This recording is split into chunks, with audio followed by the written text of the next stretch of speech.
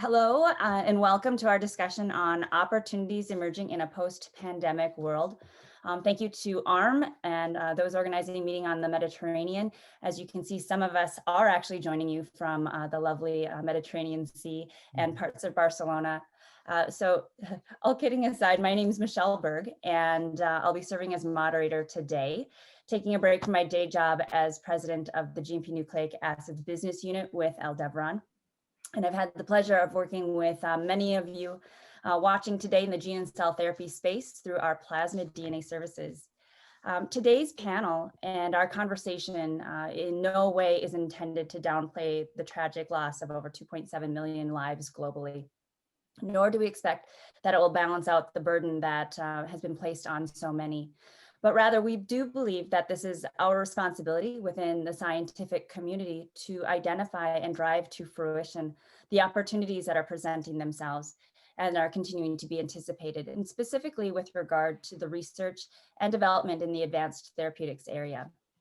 And I'll introduce you in just a moment to our panel of experienced professionals who will discuss the resulting impact on workforce and how we think about where people sit, how we engage our team members, and how we communicate with one another. We'll also look at the positive outlook for drug development and regulatory considerations and improvements to the manufacturing with regard to capacity and supply chain.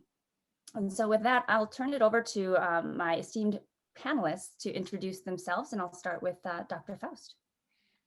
Thank you, Michelle, and I'm very happy and pleased to be here in lovely Barcelona taking place in this panel. And my name is Nicole Faust. I am the CEO of CEVEC. CEVEC is a technology company located in Cologne in the middle of Germany, and we are focused on cell-based production systems for biotherapeutics. Our current focus is really around gene therapy vectors, and here in particular AAV vectors, for which we are developing scalable production systems. And my background is I am actually a biologist who worked a lot on stem cells in my academic life. And then after doing an MBA, in addition to the beautiful science, I worked with Lonza for a while before I joined CEVEC about 10 years ago. And I took over as CEO of the company 4 years ago. And I'm currently also chair of the ARM Gene Therapy Advisory Committee. Happy to be here. Thank you, Dr. Faust. I'll turn it over to Dr. Miskin at this point. Thanks very much, Michelle. So my name's James Miskin, and I'm the Chief Technical Officer for Autobiomedica. So we're a company based in Oxford in the UK, been around since 1996, specializing in the viral vectors themselves, the manufacturing analytical processes, and also manufacturing. We're a company that's now over 700 people. We've expanded substantially over the last sort of 8 to 10 years, particularly through our the side of our business that relates to CDMO services. We're probably best known for our relationship with Novartis in respect of the sort of development and supply related to the CAR-T programs that Novartis lead, and in particular, Kymriah, their commercial product for which we manufacture the vector for global supply. The company is obviously experienced the same as many companies have through the COVID times through the last year. So it's been a real interesting roller coaster forward some of the positives to this panel, and it's a great pleasure to take part in it, and looking forward to the discussion. Great, thank you, James. Dr. Rangadass. Thanks, Michelle. Hi, this is Vasu Rangadass. I'm the CEO of L7 Informatics. We are a Austin, Texas-based company that's developing informatics solutions for cell and gene therapies. As we all know, cell and gene therapies are very complicated processes with complex chain of custody and chain of identity requirements. L7 has been around for almost 10 years, and we are developing solutions that simplify and automate the entire informatics platform for making cell and gene therapy drugs, as well as companion diagnostics for cell and gene therapies. So we are taking a very unique approach of providing a unified platform. So you don't have to buy different siloed systems, and then you can have one unified information platform that includes a data platform and a workflow automation platform for automating cell and gene therapies. So it's my pleasure to be on this panel. Thank you. And finally, Dr. Tarnowski. Everyone, my name is Joe Tarnowski, and I am with GlaxoSmithKline, GSK, and I head up the cell and gene therapy platform, which is part of our medicinal science and technology organization that's part of R&D. So medicinal sciences and technology really span small molecule to large molecules. And about 6 years ago, we kind of embarked on this whole area of cell and gene therapy, where you may remember, as member of ARMS, we had the first ex vivo cell therapy approved, which was named Stromvelis, which was for ADA SCID. After we did that, we decided to determine if we could pivot and move into something that had larger unmet medical need. And we started to look at cancer diseases that could be treated with TCRTs and perhaps CAR-Ts. And we chose to go that pathway and divested our rare disease portfolio to Orchard Therapeutics, who've done very, very well moving those along, and they're in great hands, and we have been partners with them along the way. This let us move into treating, some of the unmet medical needs in solid tumor indications, which we're going after right now. And so my responsibility and my team is to build the platform that can be industrialized for making viral vectors, for example, and we use lentiviral vector as our transduction mechanism, and we also do cell selection, and we use the Miltenyi platform to do that. And so we hope that that's very interchangeable, and that as our ambitions change, pardon me, for medicines, we can pivot very quickly and go after another target by having a uniform platform that we can move and flex through our system. Great. So back to you, Michelle. Everyone.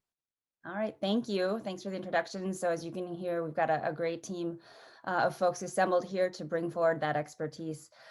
So when we had our prep session, it became very clear that the place to start really is in and around how we care for the whole individual, the whole employee, and how we think about communicating with one another. And I do believe it's fair to say that everyone has had struggles to varying extents, varying capacities over this past year. Especially, you consider those who have had to make that change and work remotely and think differently about how we engage with one another, how we adapt our work.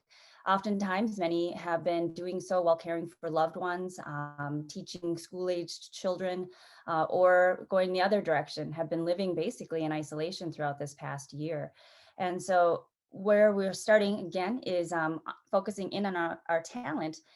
And Joe, you had some really great commentary with regard to how organizations are now thinking about investing in that whole employee, why we need to think differently about engagement and the well-being. And so those comments and that prediction of how lasting this type of focus will be is something I'd love to start with. Oh, okay, great. Thanks, Michelle. Yeah, we're GSK, we're 100,000 people around the world. And so when this hit, the pandemic, we just didn't know what we were in for, how long we would be down, how pervasive this was going to be, how infectious it was going to be. But the realities were, it hit fast, it hit hard, and we had to change our ways of working, which meant that we had to adopt social distancing. We had to make sure we weren't contributing to the problem while we're indeed trying to solve the problem. And we also wanted to make sure we could deliver medicines that were important, because, in our industry, we were still considered frontline responders. Manufacturing pharmaceuticals were important. But it was really disruptive and people were concerned. So I just want to maybe give you just a couple minutes of things we did that you may have done yourself, or perhaps pointers that should this continue to go on, you may want to adopt some of these ideas. But the whole idea of working from home, some people look at it as a luxury, and some people look at it as a burden. In fact, we did a quick survey just to do a pulse check around the company. And I don't know if these are shocking numbers. We found out probably about 30% of our employees don't want to work from home as a permanent solution. They want to get back. They want the socialization. They want to feel connected. They want to feel important. They want to feel like what they're doing is important. And when you're not there, maybe that's not felt the same way. So we're looking at that very carefully. And I think what we're going to come out and emerge with is something that we're calling working with choice. Performance with choice is what we call it, where you work out with your manager and supervisor of what is your best working opportunity. Is it staying at home part-time, in the lab full-time, in the office full-time? So that's going to be something that has emerged out of our experience. And I think there's going to be a healthy mixture of some of the above, that some people will stay at home and can really function there, and some people have to be back in. And of course, lab work, you can't do at home, right? You've got to have the lab staff in.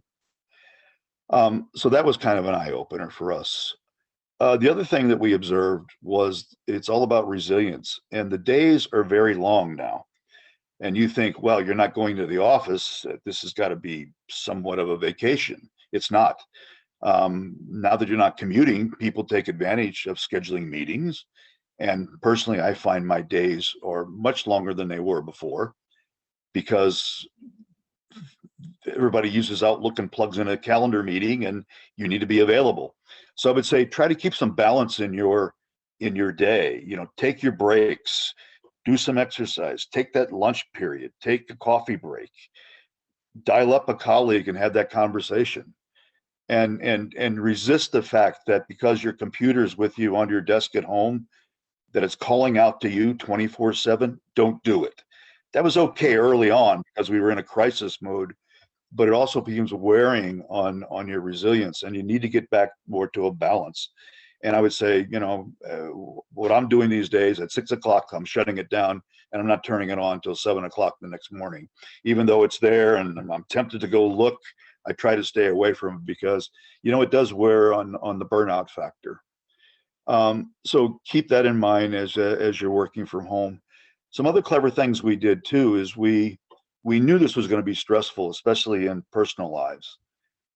So we offered some extended off time, holiday time, personal time, whatever you want to call it, particularly for those frontline workers who were coming in and having to deal with the pressures of childcare and home life and trying to get into the site to work. We gave them some extended opportunities to use their vacation and carry over longer periods of time.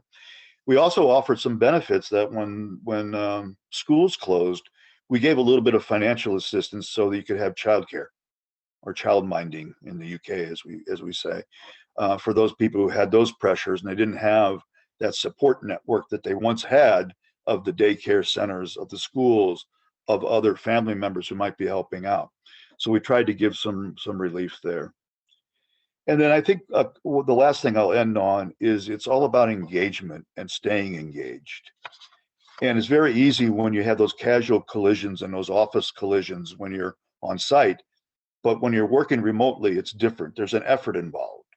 And so check in on your staff, have conversations, engage a lot more, have those, what, you know, might have been a town hall, have a global call. And I found very interesting in my group's about 220 people.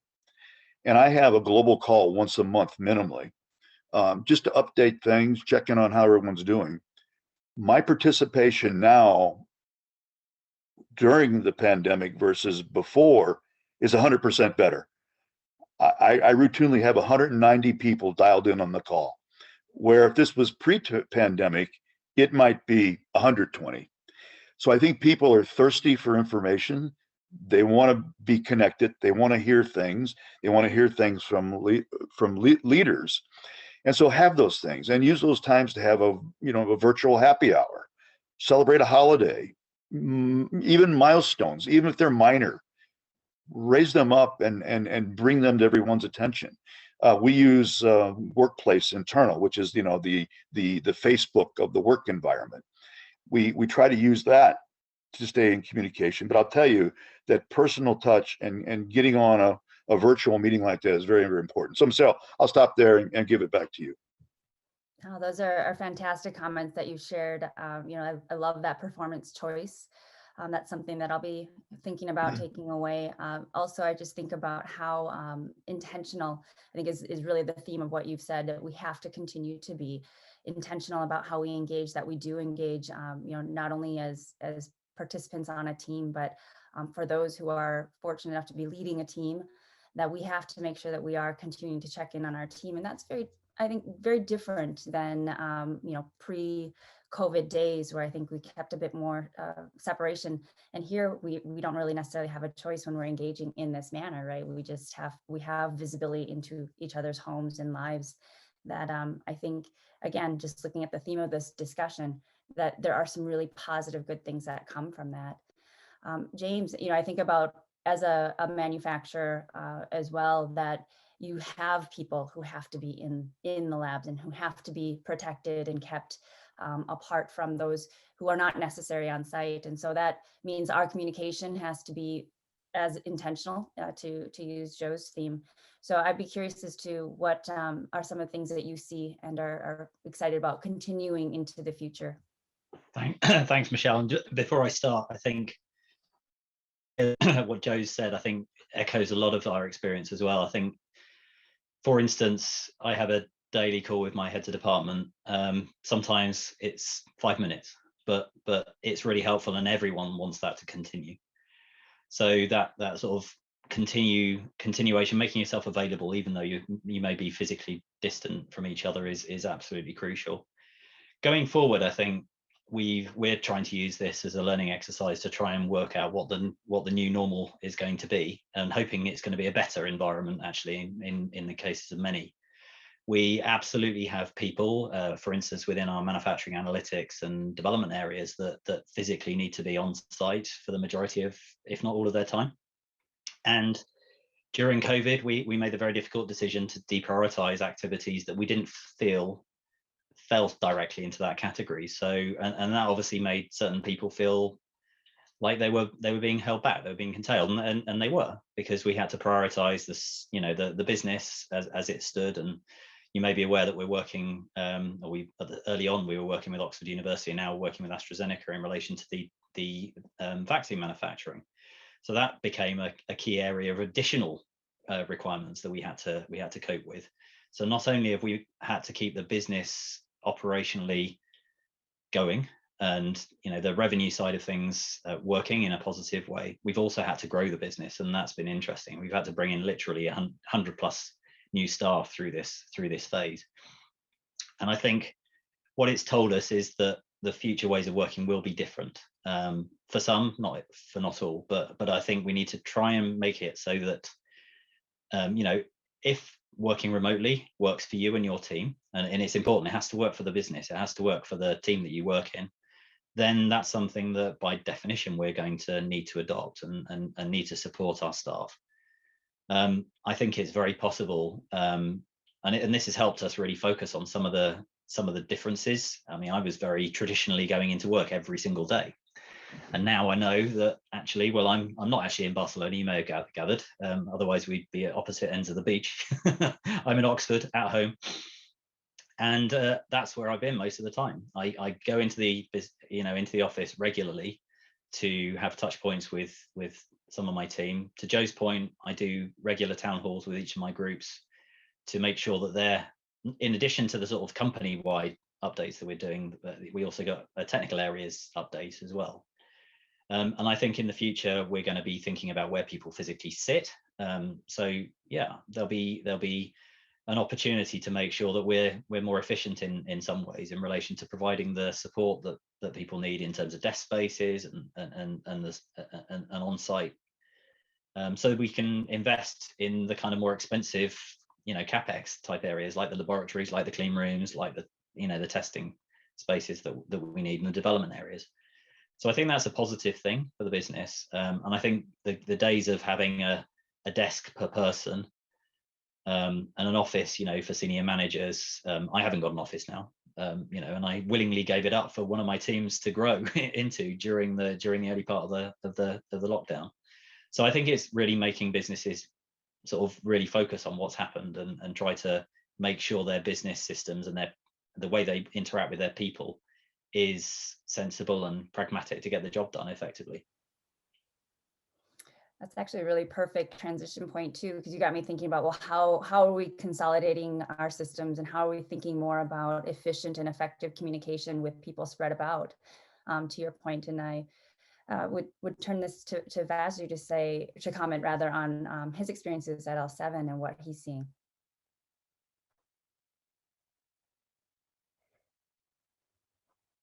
Vasu, oh, Yeah, there you go. yeah, thanks, Michelle. Sorry about that. That's Yeah, I all right. think as a technology company, we do a lot of our business by traveling to our customer sites. So I was very concerned when COVID hit and travel was all shut down. But so we had to come up with innovative solutions, and then the industry, the entire software industry, kind of responded to it with a lot of collaboration tools, picking up more steam. So before Zoom and Teams were, while they were popular, they weren't used as much. So we started, of course, using, Zoom to do a lot of virtual conferences, a lot of virtual user presentations. And from an employee perspective, this was really hard, especially those that had a lot of smaller children. It was difficult to keep the kids occupied and make sure they did their schoolwork while at the same time trying to solve very complex customer problems. So we went through those challenges. We instituted a lot of flexible hours, so some people wanted to take one day off and focus on the kids, and then they worked extra on the weekend. Or so we totally instituted completely flexible hours so that people can work when they want, as opposed to the 8 to 5 normal hours. We put in technology like Slack to implement our customer solutions, because we couldn't be at the customer side gathering requirements. So we needed better virtual tools, and collaborative tools like Slack really helped us, where we created different customer channels and every customer team worked with their customer channels. So, and we had pretty much smooth implementations of software virtually, which was, I never have done it in my last 30 years in the industry. Implementations without actually being in the room with the customer. So there was a lot of innovative different business practices we came up with, and we were successful. And also some of these tools have, random pairings that we do at our work, coffee and donuts with colleagues. So the system actually randomly picks 2 people and invites them over to have a 30-minute donuts and coffee. So that's worked out really well, because we were trying to essentially recreate the water cooler. And because otherwise you're always talking within your departments, how do you create this? And we are a small company, we're 80 people, and we've hired almost 50 people during COVID. So more than half my company has not seen the person face to face. So we had to come up with other ways of creating events and using technology to create those random pairings as if they were at the water cooler. And our customers also had similar issues. We implement software to automate labs and manufacturing plants that make cell and gene therapies and quality control. So their customers, meaning the manufacturers' customers and the CDMO's customers, wanted to know what is happening to my product, because they couldn't travel to the plant site to see what's happening to their product as it's being made. And so we created virtual capabilities to our products, so where a biotech company could log into our platform and see how the CDMO was actually manufacturing the stuff, and what the QC's notes were and what the deviations were in real time as the product is going through the process. So both on the customer side, product side, and the company side, we tried to do whatever innovations we could using technology to overcome this COVID-19 situation. Yeah, thanks, Vasu. I'm not sure if there are any other comments, but certainly, I think focusing on our teams who are delivering for whoever is downstream, whoever is their client or customer, you really can't go wrong as far as that goes. So I'll maybe transition next to a topic that I think is pretty important. For a while, research, the preclinical aspects of research came to a screeching halt for a period of time for many, just because people were not allowed back into the labs for a time. And I think there's going to be some impacts there, as well as what we saw for a while on clinical trials and follow-up appointments, or even just enrolling your first patient into a clinical trial, that those also slowed down. But we're now starting to see some of the benefit coming from the impact of COVID and how the speed of development is changing and how we're thinking about development. And so, Nicole, I would invite you to just kick things off here with your observations with regard to what you're thinking about, what you're seeing. Yeah, sure. And I think it's a very, very interesting point, because when you look at the vaccines that are actually authorized in the US and also in Europe, strikingly, they all are using tools that were more or less developed for gene therapy. So they are instructing the body to make the actual antigen. That's on the one hand adenoviral vectors like the AstraZeneca vaccine and also the Johnson & Johnson vaccine, and on the other hand, the mRNAs from Moderna, or the one developed by BioNTech, and now also in a cooperation with Pfizer. And this, of course, on the one hand, this was made possible because of the efforts that had happened before with gene therapy approaches. And on the other hand, for example, for adenoviral vectors, actually an area in which we as CEVEC are very active, with everything that has happened in the vaccine development now, this is a tremendous boost to the technology. I mean, we would never otherwise have had so many data on safety of these vectors, on how they can be applied to actually make the body produce the antigen. Also, everything we have learned, and I think James could say a lot more on this than I can, on how to actually manufacture them, to scale them up, to have all the distribution set up and so on. And I think from this, again, the gene therapy is going to profit, because originally these vectors were developed for gene therapy approaches, oncolytic viruses, oncology approaches. So everything we have learned now during their development as vaccines will, the gene therapy approaches will profit from that. And the same is true also for the mRNA vaccines, which where a company like BioNTech originally developed them for basically oncology. But there are other applications. If you think about gene editing, for example, where you're bringing in RNA, guided RNAs anyway, and it's a very valid approach to also bring in the required enzyme in the form of mRNA, because that would also restrict the time during which it can be active. Again, here, I think what we've learned from the RNA vaccines will again really accelerate and boost gene therapy developments, and also make it much easier to have them really produced once they are, or while they are being developed, because all that infrastructure is being set up now. Yeah, the leverage that we now have with regard to these newer technologies can now, not only for vaccines, but come back and have application therapeutically, which is absolutely exciting. And James, when we were discussing things previously as well, the scientific exchange of information, that willingness to communicate, that too is something that I'd love for an invite for you to comment on, because that's something I'm very excited about as an outcome from all of this. Yeah, absolutely. So I think Autobiomedica was known for being a lentiviral vector company, possibly the biggest specialized company in that space globally. And so when we started talking to the team at the Jenner Institute, very early on, before the lockdown in the UK actually, about potentially getting involved in development and subsequent manufacturing of an adenoviral vector.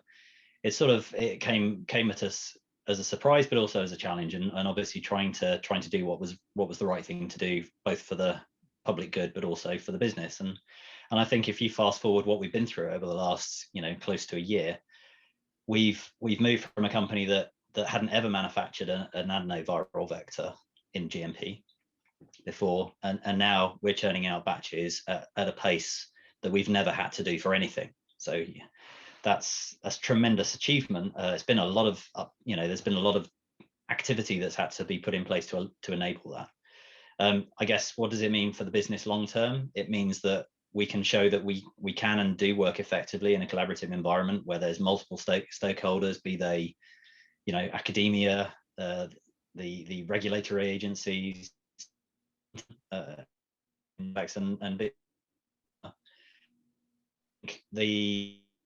we're operating it'd be a bit large, kind of typical early stage gene therapy vectors that we're working on at the moment.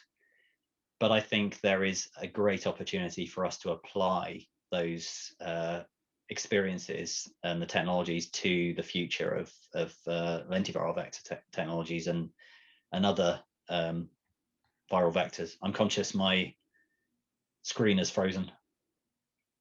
Is that just me? No, it blinked out for a little bit, but it looks Okay. like you're back in full force. Okay. Back in the room. So yeah, so I think we're operating now at 1,000-liter scale, and that's great experience. We've got multiple trains. We have to do workforce management to be able to do parallel tracking of it. One of the other things I would say is that we had built a new manufacturing facility in Oxford. Round about the beginning of the year, we were in negotiations and we're expecting our first MHRA license in the spring, MHRA inspection in the spring. Obviously this happened, and I think we went from a plan, which it was originally in 2020 to take 2 of the new vector facilities out of the 4 and get them operational by the end of the year. Long story short, we got the first 2 operational faster, and then we also brought on the second 2 and got them licensed in late Q3, early Q4. And so we've actually done more in relation to getting the manufacturing sites up and running than we possibly anticipated. Well, we definitely anticipated doing in the business, and that obviously required quite a lot of thought, but also a lot of collaboration with the MHRA. And we found that they were incredibly supportive and understanding the difficulties of managing remote inspections. We still had to have some on-site time from MHRA, as you would expect, but these kind of Teams and Zoom approaches for sharing information and making information available through a portal, through SharePoint or whatever, that's enabled us to do things very, very effectively despite COVID, I would say.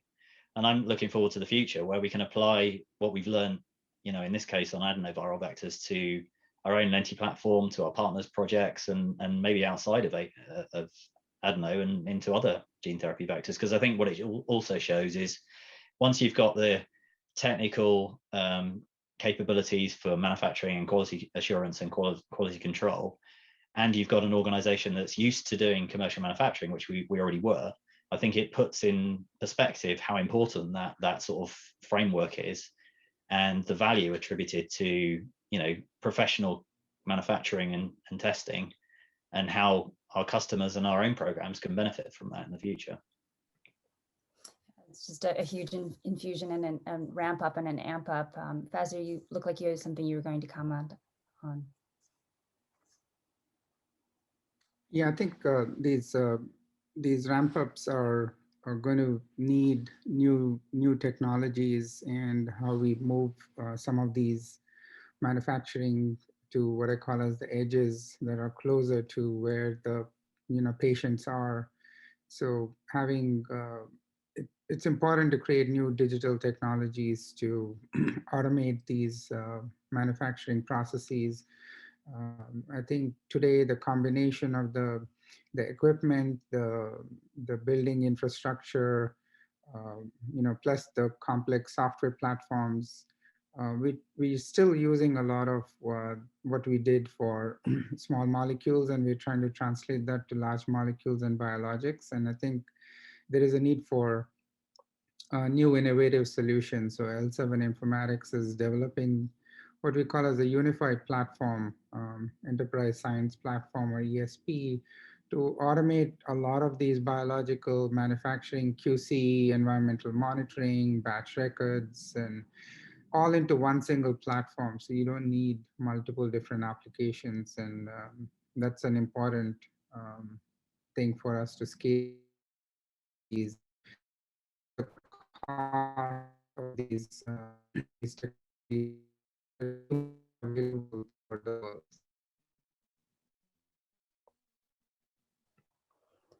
I think, Vasu, the internet might be a little iffy for you there, but can I just get a check from Nicole or James? You guys hear me all right? Yep. Okay. I can hear you okay. All right. Well, very appropriate comments there, Vasu, on the need for consolidation of systems so that we continue to be more efficient and effective with the work that we're doing. Ultimately, all of these things that we're doing in the accelerations, the benefits of speed of delivery, ultimately, it has to impact the patients. And thinking about even clinical trial impact and what is going to be lasting from this, things that we have learned. Joe, you had some interesting comments that I would invite you to share here with the audience. Okay, thanks again, Michelle. Yeah, I mean, these cell and gene therapy products, especially an autologous cell therapy, is a unique supply chain compared to traditional pharmaceuticals. And it starts with the patient and ends with the patient. And my team kind of manages that supply chain and the setup for that as we move forward. And when COVID hit and we shut down the travel industry, what was always a face-to-face interaction at the site, because every site does things a little different. We're trying to put some standardization through it to help make the process more efficient, and bring some efficiencies to it and some uniformity. That just got shut down abruptly. Now, of course, frontline medical workers had to go into other roles. ICU beds weren't available. So there was some impact on running trials. But we stepped back and said, well, how are we going to get this back on its feet once we can get back to some sort of semblance of normalcy? And we decided we had to bring in some innovation and other tools. And so clearly the virtual reality that we're doing here with this meeting, we've adopted and we've tried to set that up so that we can bring on sites.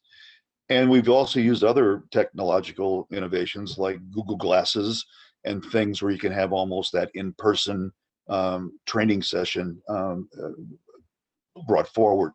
So those things have worked for us. And in fact, we expanded our clinical footprint from about 40 sites to up to about 60 this year in spite of the pandemic. And I think there was only one case where people had to travel to a site. We were able to do it mainly virtually. So I think that's going to be something that comes out of this on the other side, that can you now adopt that as kind of more of a permanent solution.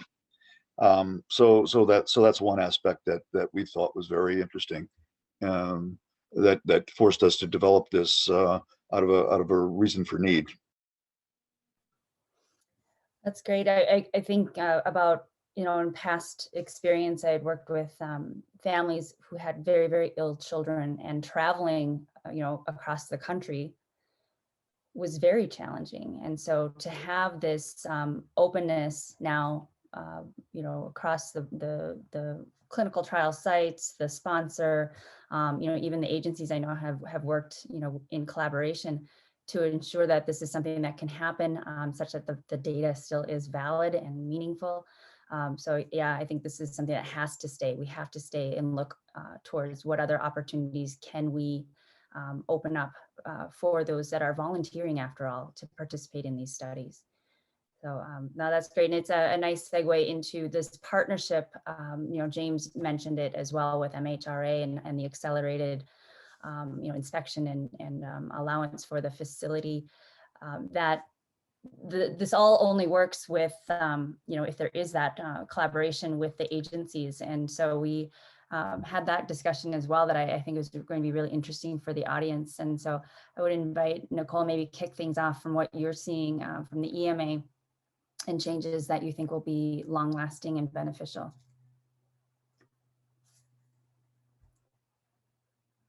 And I'm going to probably say the most popular statement in 2020, 21 now potentially, but you're on mute, my dear.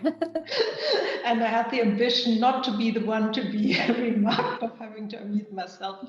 Sorry about that. So I think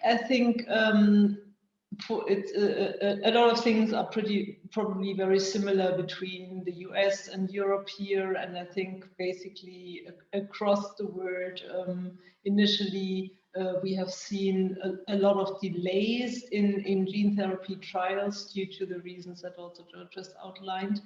And I think I saw a number like about 60 gene therapy trials delayed due to COVID.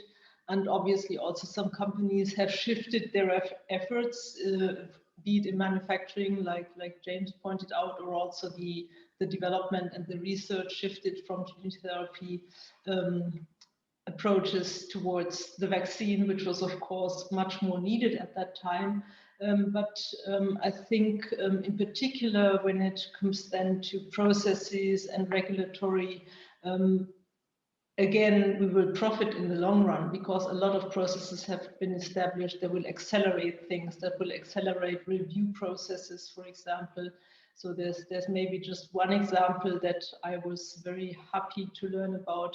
So the EMA has published a guideline that for vaccines will basically allow to authorize an RNA vaccine with an altered sequence to adjust to the variants, for example, within weeks. And I think this is something that again is probably unprecedented to have to be able to react so quickly and smoothly, and will also help with future therapies, in particular when we're thinking about therapies that are very similar but not totally identical. I think a lot again then can be applied what we're learning right now, and also how to speed up reviewing processes and so on. Yeah, I look at the US aspect of things. Of course, Peter Marks, Janet Woodcock had front row seats, if not, extremely active roles during the pandemic. It's impressive too what the agency was able to accomplish while reviewing and through the emergency use authorizations. Joe, with regard to other lasting impacts from a regulatory perspective, I would love to hear your thoughts. Sure. I think it's very important to recognize Dr. Marks and a lot of the pivotal impact that he's made during the pandemic. And he was right on the front lines with some of the vaccine development. But in the meantime, he kept CBER running. And although I'm going to share with you something I think that's emerging from CBER, it was more coincidental, not because of COVID. It was about the same time. There's an organization called the Friends of Cancer Research Network that worked with a number of cell and gene therapy companies because many of the indications we seek are small in numbers. And when you think about the rare diseases and some of the smaller cancer indications, it's a heavy regulatory burden when you look at those on an individual basis. So the Friends of Cancer Network and these other companies wrote a white paper where they proposed this idea of a parent-child IND to help kind of relieve the burden not only on the sponsors, but even on the agency. And there was a paper published in April of 2020 in a journal called Cytotherapy, where this was laid out, called the parent-child IND. And we've adopted it at GSK. We're using it for our NYSO TCRTs, and it allows you to kind of reuse all the information in a master file IND if the target is the same and the genetic construct is the same. All you have to do is just update it for unique features of perhaps the indication you're going after now. And we think this is going to streamline our ability to get things moved through the clinic. It'll definitely bring down the paper burden. and it was very much supported, and the paper was reviewed by agency representatives. So it kind of had their built-in endorsement along the way. And then, you know, we decided to test it out in our own program, and it's working at the moment. And so I think that's not necessarily a pandemic reality, but the fact it was coincidental, I think, is another operating model that's going to emerge on the other side for efficiency and to try to get medicines to patients faster. And I would like to just put it out there that if we can do it for the clinical side of it, why can't we do it for the CMC side as well? And you know, we might be able to get things moving through the process even faster. So as you're right. Dr. Marks has been a cheerleader on the side and an advocate of these things, as well as Dr. Woodcock. And I think we should take advantage of that when we emerge on the other side of the pandemic, so we can keep some of these things going. That's great. Now, so you mentioned the rare disease community, and I think back to, you know, the early days of gene therapy development, those were the cheerleaders of that time, cheering on academic researchers, funding them through what we call bake sales, fun runs, things like that. And so the rare disease community is watching. They're watching the gene and cell therapy fields. They're watching to see what has happened with COVID and how fast things have happened. And they're wondering, when is this going to come back to us? How is this going to benefit our loved ones? And so, James, I want to open this up now for you to comment on any perspectives that you might want to share in this regard.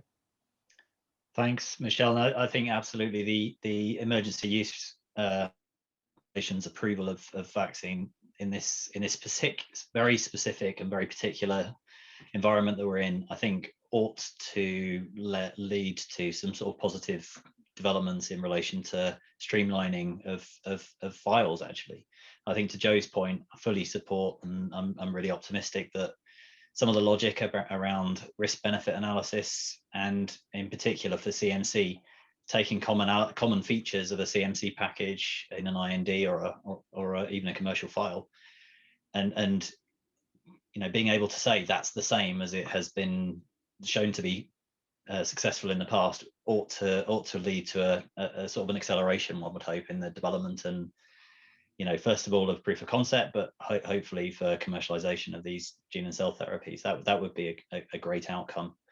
I think there is obviously a challenge in doing that, because every indication is different and every technology is, you know, used slightly differently in different applications. But I think if we can focus on where the common ground is, you know, and we would argue that platform technologies, platform manufacturing processes, platform analytics, there are some themes that you can build upon, and maybe you just need to do some gap filling as opposed to, you know, providing an entire you know, justification, explanation for everything that you're filing, which is very, very similar to something you've done before. So I guess time will tell whether that does happen. I think obviously with the vaccine specifically, there is this European and UK guidance that allows you know, developers to be able to move on to new variants and such things quickly and efficiently, and I think we're hopeful that will enable the global sort of industry and healthcare systems to keep pace with any changes that happen. And again, hopefully there'll be some learnings from that in relation to cell and gene therapy specifically. So it's kind of a theme of standardization. Nicole, I'm curious of your thoughts on this particular topic and how that applies or will be applicable for those affected by rare disease. Yeah, sure. And actually, I'm happy to hear that both you, Joe, and James, you're basically bringing up the idea of standardizing CMC, and that again is not really related to COVID. That initiative and effort was actually started before, but so there is an initiative by the FNIH which encompasses the Bespoke Gene Therapy Consortium, which actually aims at exactly doing that. So the idea here really is to have a standardized platform for AAV production, in particular for rare diseases where you might only be manufacturing a few doses, and where you have a standardized production platform and also characterization, so that basically with the specific therapeutic gene, you can come in a sort of plug and play approach and basically use the documentation that has been there before, use the established processes. And this is a big effort with representatives from many big pharma companies, also representatives from the NIH, from the FDA. Again, Peter Marks involved there. I don't know how many hours his days have. I have no idea. But and it's been it's taking shape, and there are ideas on how to actually show the concept, how it works with the standard serotypes. And I think I'm really impressed at what these efforts have already achieved and what they will hopefully achieve in the next 2 years or so. So I think the underlying message is standardization for speed to reach patients. And so I think it's on us all in this field to continue to look for those opportunities and to take them, because that's exactly what these rare disease communities are needing us to do. So I think what we'll do is wrap on a topic that, of course, is near and dear to my heart, which is manufacturing. We're very proud to not only be continuing to support gene and cell therapy programs, and while doing so, support a number of COVID-related efforts, including vaccines, diagnostics, therapeutics. And so, I know from our perspective, we've seen a lot of excitement in and around, manufacturing, and in particular capacity. And so, maybe what I'll have Vasu do is start talking, to speak on not only it's the capacity that we think about, but it's how we work and how we think more efficiently and more effectively, because we've had to in this last year. And so from your expert position on systems and those elements, I would invite you to comment.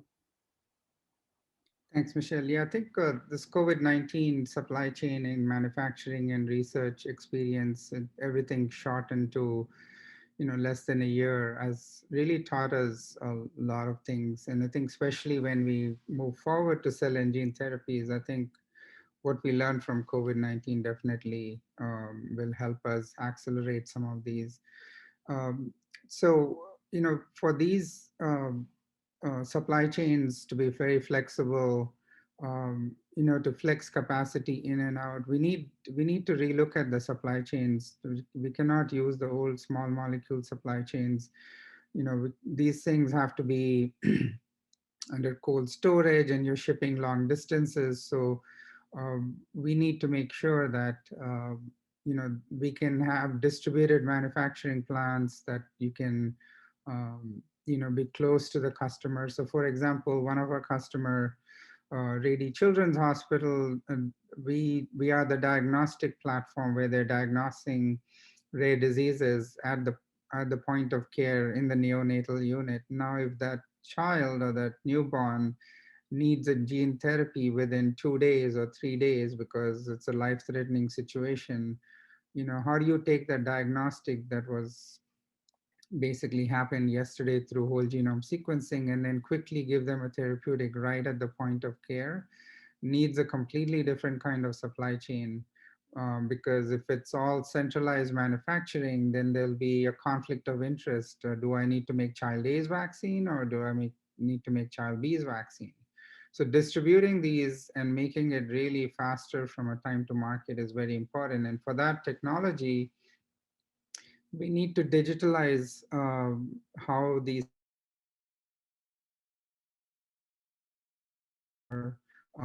we cannot do the old paper-based SOPs on how to manufacture these recipes. We need to make digitalized recipes where the technology company, the biotech company that actually owns the product process needs to be able to ship that digitally to anywhere in the world, and it needs to be downloaded into a computer and then be able to execute that recipe anywhere in the world.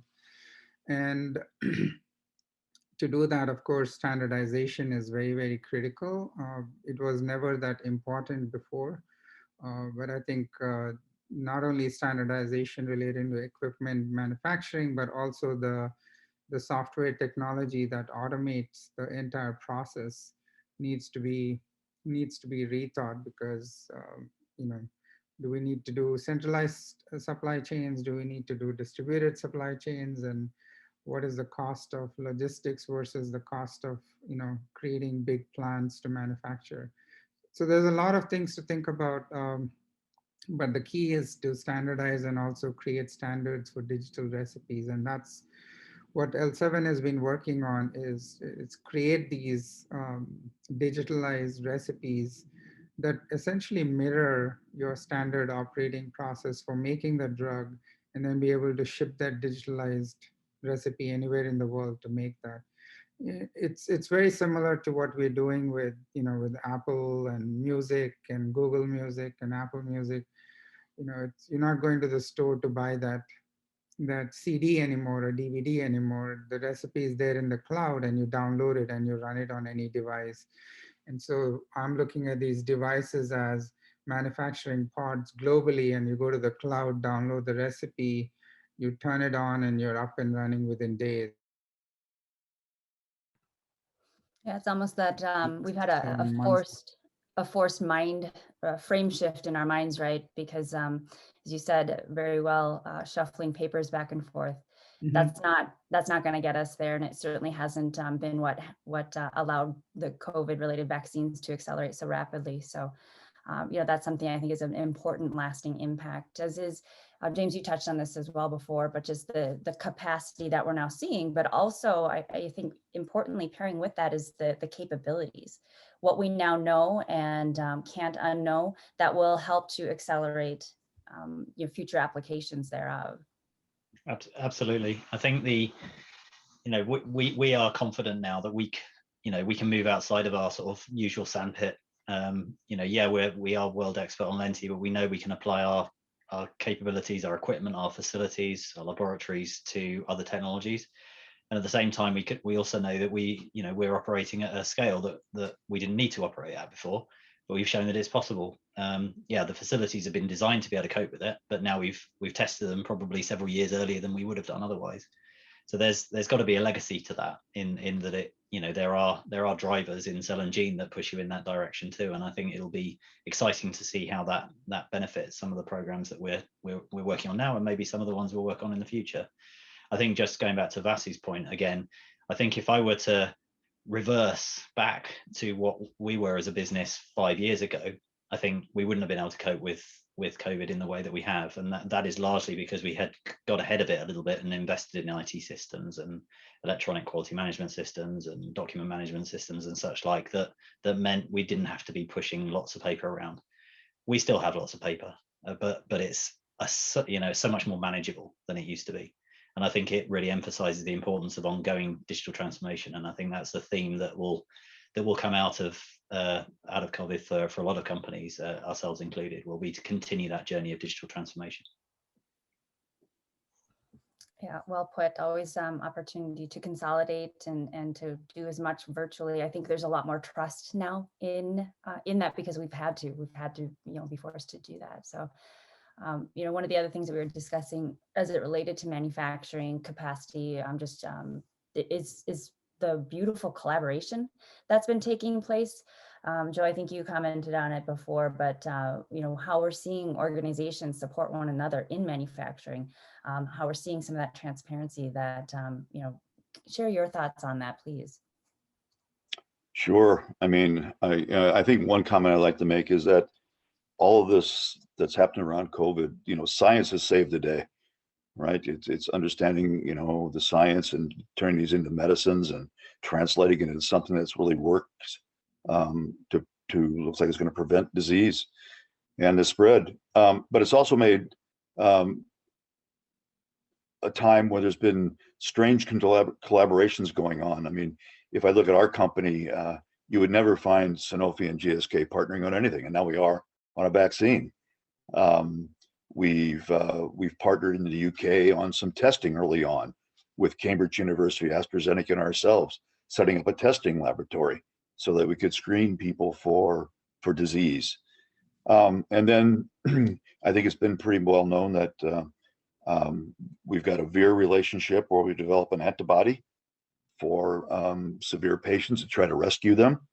And that's going to be combined with some of the antibodies made by Lilly and Regeneron. So another strange relationship going on that wouldn't have naturally emerged. And then our head of vaccines and the head of the company, Emma Walmsley, making our adjuvant available to all the vaccine makers.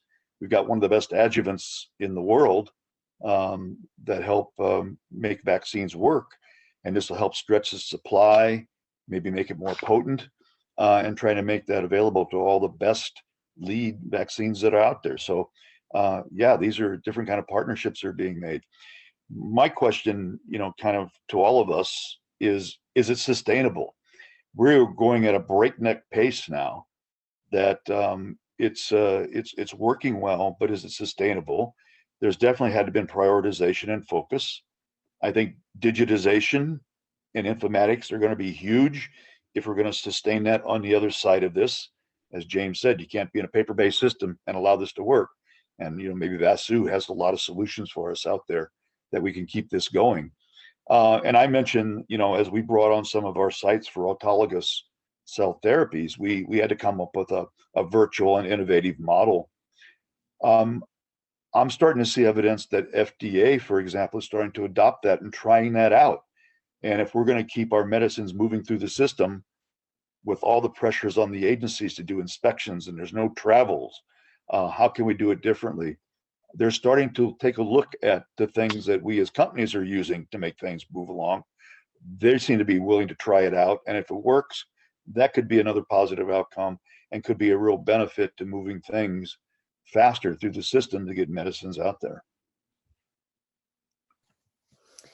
Yeah, you hit on that with regard to potential for virtual inspections. I know we started back up our quality audits. I want to say it was back in July of last year, and doing so in a virtual manner. And we've conducted, I think, close to 40 plus in this fashion. So, people's minds are changing. They are more open to this. And I think it could really make things a lot more efficient and effective, from that regard to speed. So thanks for that, Joe.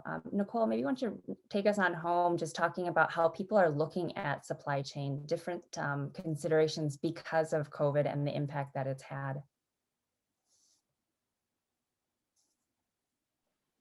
Yeah, I think, well, the one impact that we've probably all experienced is actually certainly being short of things as trivial, but also as vital as gloves and pipette tips.